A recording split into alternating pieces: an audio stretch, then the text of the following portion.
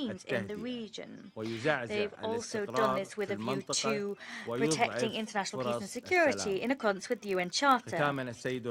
Attacking a loyal mediator torpedoes the chances of calm. It destabilizes the region tension and erodes the chance of peace.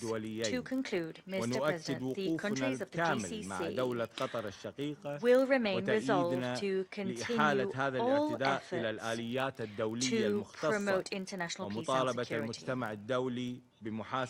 We stand shoulder to shoulder with the state of Qatar, a brotherly state, and we call for this aggression to be referred to specialized international mechanisms. The international community must hold the attackers accountable immediately. Thank you. Egypt.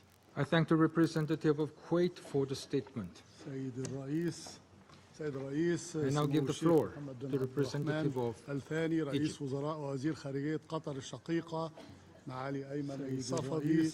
Mr. President, Your Excellency, Mr. Abdurrahman Al Thani, the Prime Minister of Qatar, Your Excellency, Mr. Ayman Al Safadi, Deputy Prime Minister and Minister of Foreign Affairs of Jordan,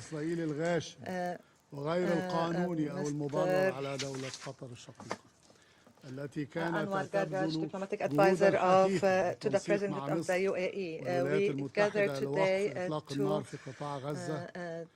to discuss the aggression that was unacceptable against the state of Qatar that was making tireless efforts alongside with Egypt and the US to achieve ceasefire in Gaza Strip and achieve security and peace for the Palestinian and Israeli peoples alike. Israel's cooperation and appreciation of these efforts was a treacherous aggression on Qatari territory under unacceptable pretexts. Mr. President, Israel committed an aggression against an Arab country that was not the first of its kind and will not be the last since the beginning of the crisis in Gaza. It committed this aggression in light of a genocide committed against the Palestinian people that we must not overlook. And in light of the displacement of the Palestinian people and the occupation of their lands that must end. Unfortunately, Israel will continue this aggression and these crimes as long as the Security Council and the international community do not take serious measures to deter Israel from its policy of extreme aggression and its repeated violation of international law and the Charter of the UN. Mr. President, Egypt would like to highlight the following points. First, Egypt condemns in the strongest terms the blatant aggression against the state of Qatar, which targeted the political bureau of Hamas movement in a flagrant violation of the provisions of international law and the UN Charter. Egypt stresses its full solidarity and its position in support of the brotherly state of Qatar that made strenuous efforts that should be appreciated and praised by all to stop the war in Gaza and to achieve stabilization in the region. Egypt stresses that the international law and the UN Charter guarantee to Qatar and Arab countries that have been subjected to similar Israeli aggressions, it guarantees them all the options to address this aggression, which the Security Council should not stand by. In its face, the Israeli aggression clearly reveals the party that is hindering the achievement of a ceasefire agreement and the party that wishes to prolong the war for extremist political and religious goals aimed at displacing the Palestinian people and attempting to liquidate their cause, as well as for internal reasons that we all.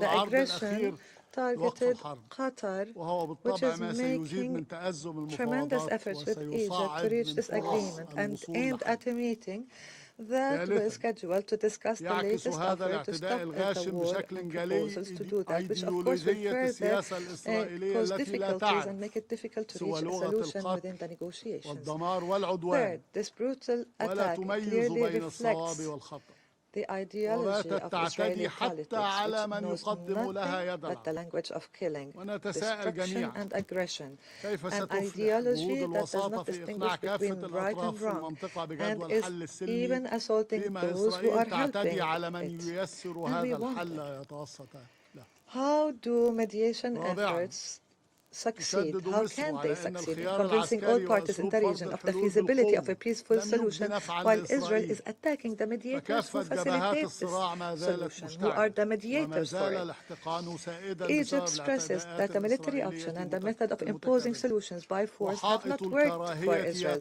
as all fronts of the conflict are still burning and tensions prevail due to repeated Israeli aggressions. The wall of hatred is taking root again. In fact, the only breakthrough in this landscape was achieved only at the beginning of the year due to mediation efforts that succeeded in achieving a ceasefire that we had hoped would be sustained had it not been for Israel's desire to prolong the aggression.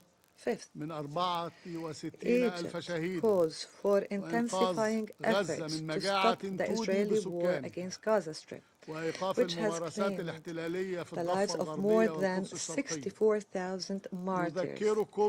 We call for saving Gaza Strip from a famine that is killing its population and stop the occupation practices in the West Bank and East Jerusalem. We remind you of that humanitarian catastrophe in Palestinian territories that is exacerbated by Israel's siege and crimes. We call upon the Council to immediately adopt a resolution under Chapter 7 that stops the Israeli aggression against Gaza and supports the efforts of the mediators. We reiterate that the Middle East will not witness or know peace or stability except through a just and comprehensive solution that achieves an independent Palestinian state on the June 4, 1967 borders with its capital, East Jerusalem. Egypt underscores its continued adherence to peaceful solution to all crises in the region and its efforts to establish peace and end wars. Perhaps our latest endeavors has been manifested in the success of our efforts to mediate between the state of Iran and the International Atomic Energy Agency, the IAEA, and the signing of the Cairo Agreement yesterday to resume technical cooperation in an effort to achieve calm and restore trust between all parties and create an atmosphere that is conducive to regional security and stability. In this context, we express our firm determination to save the defenseless Palestinian people from the ongoing aggression against their land, especially in the Gaza Strip, and to help in the reconstruction of the Gaza Strip under the full supervision of the Palestinian Authority. In conclusion, Mr. President, we reaffirm our position to stand firmly with our brothers in the state of Qatar and to support any measures Qatar takes in defense of its national security. We call upon the Council to immediately take a decisive decision to deter Israel and stop its war against the Gaza Strip and the countries of the region, and to confront the state terrorism by Israel before Israel sends the region into a regional war that no one can afford. The time has come for the international community to have a unified position that is firm against Israel and oblige Israel to abide by the international law, renounce violence, and embrace peace as a path. Qatar is not alone. I thank the representative of Egypt for the statement. The representative Egypt of and Pakistan national security are all at the stake. for the floor to make a further statement. I thank the representative of Egypt for the statement. President, the representative of I am Pakistan obliged to take asked the floor to make a to further respond statement. to some comments. Thank you, Mr. President. The representative of Israel perhaps the floor did not listen to respond to attentively to all some comments council members and other speakers. The representative of Israel perhaps did not listen and attentively in our view it is all council members unacceptable and indeed speakers ludicrous in today's debate for an aggressor and an occupier. In our view it is unacceptable, a serial violator of the UN Charter, ludicrous and international law. For an aggressor, that is Israel, an occupier, to abuse a serial violator of UN Charter and disrespect the sanctity of this council, that is Israel, and this is not the first time. Abuse this chamber and disrespect by pointing fingers of this council on others. And this is not the first baseless assertions primarily aimed at by pointing fingers on illegal on others and violations of baseless assertions primarily aimed at masking its own illegal actions at all and violations of international law. It is an occupier that does not listen to anyone, not at all does not pay heed to any advice. It is an occupier that does not listen from its friends to anyone, if that does not pay heed to any advice, that refutes even from its friends, not just refutes, it threatens if there are members of the international community, that refutes media, and not just national human rights and humanitarian organizations, members of the international community, doesn't listen to national media, ICJ, or the international human rights and humanitarian organizations, and threatens the UN and its senior officials, doesn't listen to the ICJ, and it does that with impunity, and threatens the UN, shielded and its senior officials, its apologists,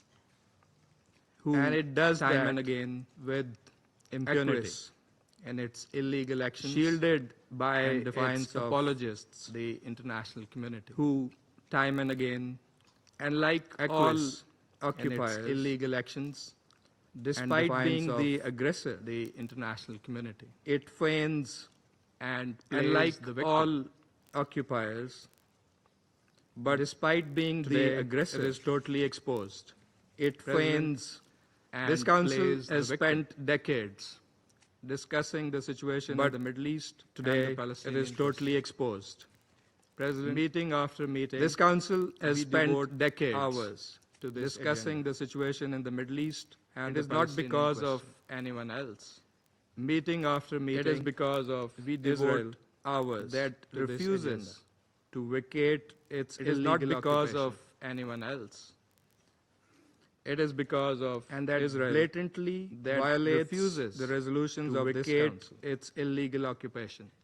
It's because of that we have these discussions, and that blatantly violates the resolutions of this council. To refer to an unrelated incident. It's because of that we have these discussions. Misleading remarks regarding Pakistan. Israel also chose to refer to an unrelated incident to justify its own illegal actions, misleading remarks international regarding Pakistan. Pakistan's position on that incident in an effort to clearly justify its own illegal actions and violations of international law. The international community is well aware Pakistan's position on frontline incident has been clearly stated and is publicly the international community's fight against the international community is well aware the entire Pakistan's frontline, including our partners and sacrifices, acknowledge in the international community's fight against terrorism.